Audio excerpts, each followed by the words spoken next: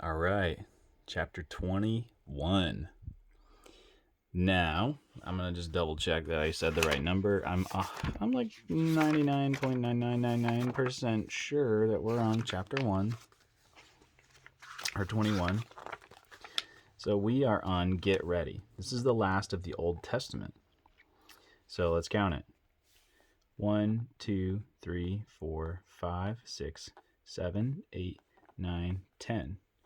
11, 12, 13, 14, 15, 16, 17, 18, 19, 20, 21. Cool.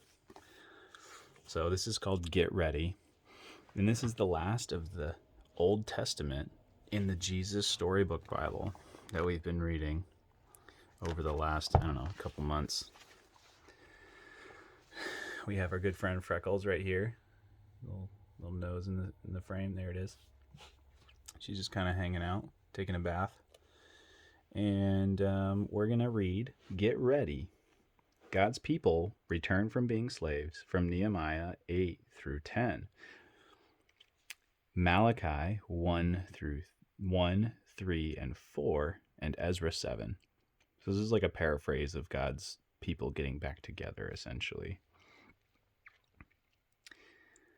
Have you ever been to a party that lasted a whole week? Or how about a sermon that went on all day?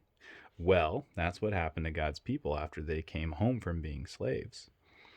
They had forgotten how God wanted them to live, or who they were supposed to be. So Ezra and Nehemiah read them the rules God had given Moses. But something odd happened. The more the sermon went on, the sadder they all got. Why? Was the sermon that boring? No, not really. It was strange, you see. As Ezra read the book of rules, it worked like a mirror. It showed them what they were like, and they didn't like that. They didn't like what they saw. They saw that they had not been living the way they should. They saw that they were cruel and selfish. "We've blown it," they cried. "Now God will punish us." They thought they knew what God was going to do, but they didn't. Of course, they might have picked up a clue from Ezra's name, which means help is here, and even a stronger one from Nehemiah's name, because his name means God wipes away our tears. And that, as you'll see, is just exactly what God was getting ready to do. Ezra looked at God's children. Great hot tears were welling up in their eyes, streaming down their cheeks. He stopped his sermon mid-sentence and shut the book. "We're having a party," he shouted. And so that's just what they did all week long. This is like my favorite. This is one of my favorite things in this book. This is the rules.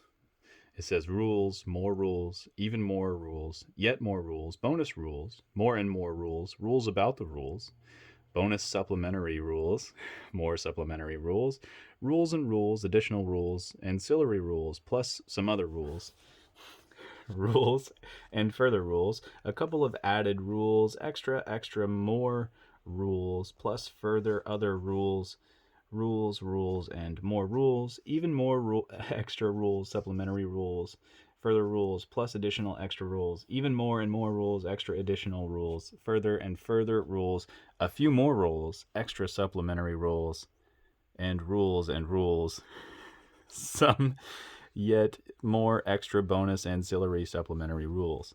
That's a lot of rules. Anyway, they're throwing a party for a week. So here we go. God wants us to be happy, Ezra said.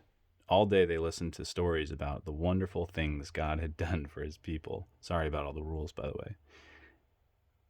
How he had made the world, how he gave a special promise to Abraham, how he rescued them from slavery, how he spoke to Moses, how he showed them how to live, how he brought them to a special land, how he rescued them. I think my baby boy is waking up. How he brought them to a special land. How he rescued them. No matter what, time after time, over and over again, because of his never stopping, never giving up, unbreaking, always and forever love, they remembered how God had always loved, or had always, all through the years, been loving his children, keeping his promise to Abraham, taking care of them, forgiving them, even when they disobeyed, even when they ran away from him, even when they thought they didn't need him. Then God told his children something more. I can't stop loving you. You are my heart's treasure, but I lost you. Now I am coming back for you. I am like the sun that gently shines on you, chasing away the darkness and fear and death. You'll be so happy. You'll be like little calves running free in an open field. I am going to send my messenger, the promised one, the one you have been waiting for, the rescuer. He is coming, so get ready. It had taken centuries for God's people to be ready. Hi, Freckles. But now the time had almost come for the best part of God's plan. He himself was going to come, not to punish his people, but to rescue them. God was getting ready to wipe away every tear from every eye, and the party was just about to begin.